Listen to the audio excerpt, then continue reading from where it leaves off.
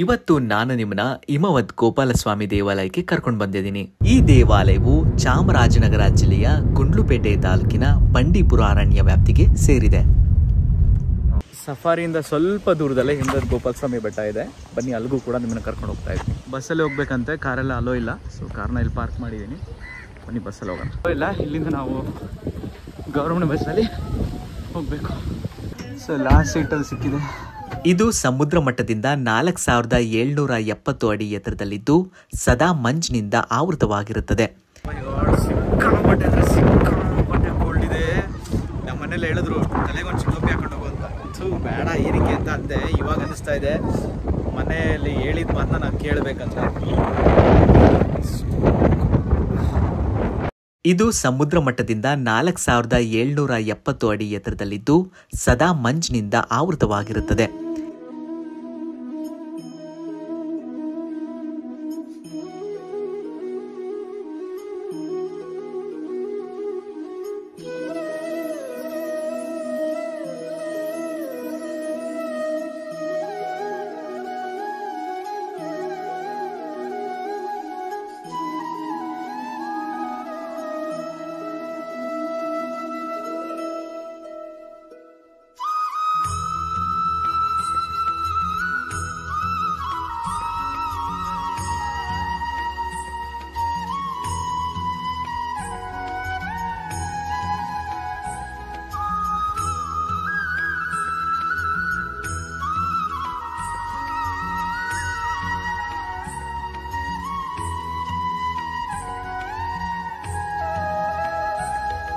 ಈ ದೇವರು ಇಲ್ಲಿ ನೆಲೆಸಿದ್ದಾದ್ರೂ ಹೇಗೆ?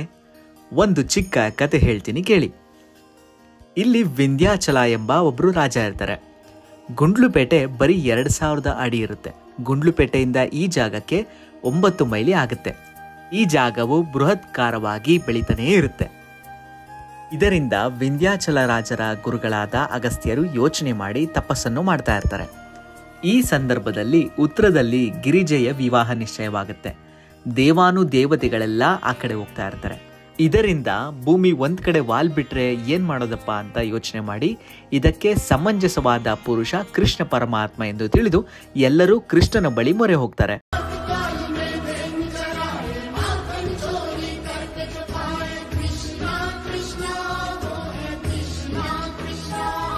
ಕೃಷ್ಣ ಪರಮಾತ್ಮನು ಒಪ್ಪಿ 3 ಷರತ್ತುಗಳನ್ನ ಹಾಕ್ತಾರೆ. ಮೊದಲನೆಯ ಷರತ್ತು, ನಾನು ಸಹ ಕುಟುಂಬವಾಗಿ ಬಂದು ನೆಲೆಸಬೇಕೆಂದು. ಈಗಲೂ ದೇವಾಲಯದಲ್ಲಿ ಏಕಶಿಲಾಮೂರ್ತಿಯಾಗಿದ್ದಾರೆ. ಸತ್ಯಭಾಮ, ರುಕ್ಮಿಣಿ, ಗೋವುಗಳು, ಗೋಪಿಕಾಸ್ತ್ರೀಯರು ಹಾಗೂ ವೇಣುನಾದ ಮಾಡ್ತಕ್ಕಂಥ ಗೋಪಾಲ ಹೀಗೆ ಸಹ ಕುಟುಂಬವಾಗಿ ಬಂದು ನೆಲೆಸಿದ್ದಾರೆ. ಎರಡನೆಯ ಷರತ್ತು, ನಾನು ಉತ್ತರದಿಂದ ಬರ್ತೀನಿ, ನನಗೆ ಯಾವಾಗ್ಲೂ ಹಿಮದಿಂದ ಕೂಡಿರಬೇಕು ಅಂತ ಹೇಳ್ತಾರೆ. ಈಗಲೂ ವರ್ಷಕ್ಕೆ 2 ತಿಂಗಳು ಬಿಟ್ಟು ಯಾವಾಗಲೂ ಈ ದೇವಾಲಯದ ಸುತ್ತಮುತ್ತ ಹಿಮದಿಂದ ಕೂಡಿರುತ್ತೆ. ದೇವರ ಶಿರೋಭಾಗದಲ್ಲಿ ಹಿಮದ ಹನಿ ಬೀಳ್ತಾನೆ ಇರುತ್ತೆ. ಅದಕ್ಕಾಗಿಯೇ ಇವರನ್ನ ಹಿಮದದ್ ಗೋಪಾಲ್ ಸ್ವಾಮಿ ಎಂದು ಕರೆಯಲಾಗುತ್ತೆ.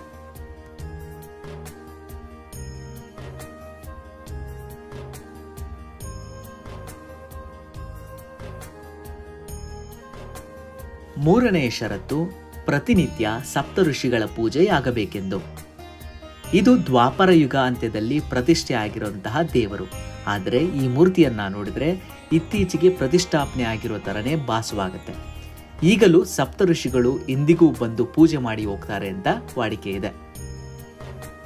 ಈ 3 ಷರತ್ತನ್ನ ಒಪ್ಪಿ ಅಗಸ್ತ್ಯರು ಇಲ್ಲಿ ಪ್ರತಿಷ್ಠಾಪನೆಯನ್ನ ಮಾಡ್ತಾರೆ. ಆಮೇಲೆ ಈ ಬೆಟ್ಟ ಬೆಳೆಯೋದು ನಿಲ್ಲುತ್ತೆ. ಪ್ರತಿ ವರ್ಷ ಪಾಲ್ಗುಣ ಮಾಸದ ಶ್ರವಣ ನಕ್ಷತ್ರ ಅಂದರೆ ಉಗಾದಿ ಹಬ್ಬದ 5 ದಿನದ ಮುಂಚೆ ಬ್ರಹ್ಮ ರಥೋತ್ಸವ ನಡೆಯುತ್ತೆ. ಈ ಬೆಟ್ಟದಲ್ಲಿ ಬಿಡುವಂತಹ ಬಳ್ಳಿಯ ಹಂಬಿನಲ್ಲಿ ಈ ರಥವನ್ನ ಎಳೆಯಲಾಗುತ್ತೆ. ಇದು ತುಂಬಾ ವಿಶೇಷವಾಗಿರುತ್ತದೆ. ಪ್ರತಿ ಶನಿವಾರ ವಿಶೇಷ ಫಲಪಂಚಾಮೃತ ಅಭಿಷೇಕ ನಡೆಯುತ್ತೆ. ಯಾವ ಭಕ್ತಾದಿಗಳಿಗೆ ಗ್ರಹದೋಷ, ದೃಷ್ಟಿದೋಷ, ಶತ್ರುದೋಷ, ಸಂತಾನ ಇಲ್ಲದೆ ಇರೋರಿಗೆ ಯಾವುದೇ ದೋಷವಿದ್ರೂ ಇಲ್ಲಿ ಬಗೆಹರಿಯುವುದು ಎಂದು ಹೇಳಲಾಗುತ್ತೆ. ಈ ವಿಡಿಯೋ ನಿಮಗೆ ಇಷ್ಟ ಆಗಿದೆ ಅಂತ ನಾನು ಅನ್ಕೊಂಡಿದ್ದೀನಿ. ಇಷ್ಟ ಆಗಿದ್ರೆ ದಯವಿಟ್ಟು ಲೈಕ್, ಶೇರ್, ಸಬ್ಸ್ಕ್ರೈಬ್ ಮಾಡಿ. ಮತ್ತೆ ಸಿಗೋಣ ಮುಂದಿನ ವಿಡಿಯೋದಲ್ಲಿ.